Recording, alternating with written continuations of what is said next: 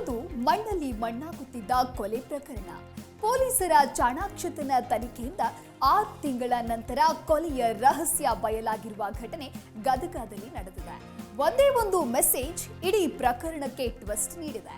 ಇದೇ ಮೆಸೇಜ್ ಹಿಡ್ಕೊಂಡು ಹಂತಕನ ಹೆಡೆಮುರಿ ಕಟ್ಟಿದ್ದಾರೆ. ಹಾಗಾದ್ರೆ ಏನಿದು ಅಂತ ನೋಡೋದಾದ್ರೆ, ಗದಗ ತಾಲೂಕಿನ ನಾರಾಯಣಪುರ ಗ್ರಾಮದ ಸತೀಶ್ ಹಿರೇಮಠ ಅದೇ ಗ್ರಾಮದ ಮಧುಶ್ರೀ ಪರಸ್ಪರ ಪ್ರೀತಿಸ್ತಾ ಇದ್ರು.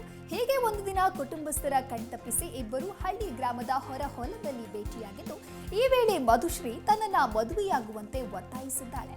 ಬಳಿಕ ಇಬ್ಬರ ನಡುವೆ ಗಲಾಟೆ ನಡೆದಿದ್ದು, ಸತೀಶ್ ವೇಲ್ನಿಂದ ಮಧುಶ್ರೀ ಕುತ್ತಿಗೆಯನ್ನ ಬಿಗಿದು ಉಸಿರುಗಟ್ಟಿಸಿ ಕೊಲೆ ಮಾಡಿದ್ದಾನೆ.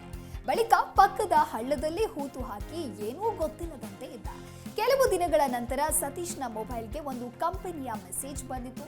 ಆಗಲೇ ನಾಪತ್ತೆ ಕೇಸ್ಗೆ ಟ್ವಿಸ್ಟ್ ಸಿಕ್ಕಿದ್ದು, ಈ ಮೆಸೇಜ್ ಜಾಡು ಹಿಡಿದು ಹೋದ ಪೊಲೀಸರಿಗೆ ಸತೀಶನ ನೌಟಂಕಿ ಆಟ ಗೊತ್ತಾಗಿದೆ. ಸತೀಶನ ಮೊಬೈಲ್ಗೆ ಬಂದಿದ್ದ ಲೊಕೇಶನ್ ಬೇರೆಯಾಗಿತ್ತು. ಆಗ ಪೊಲೀಸರು ಸತೀಶ್ಗೆ ತಮ್ಮದೇ ಆದ ಸ್ಟೈಲ್ನಲ್ಲಿ ವಿಚಾರಣೆ ಮಾಡಿದಾಗ ಕೊಲೆಯ ರಹಸ್ಯ ಬಯಲಿಗೆ ಬಂದಿದೆ. ಪೊಲೀಸರಿಗೆ ಸಿಕ್ಕ ಆ ಒಂದು ಮೆಸೇಜ್ನಿಂದ ಸತೀಶನ ಪ್ರೀತಿ ಕೊಂದ ಕೊಲೆಯ ಕಥೆ ಆಚೆ ಬಂದಿದೆ.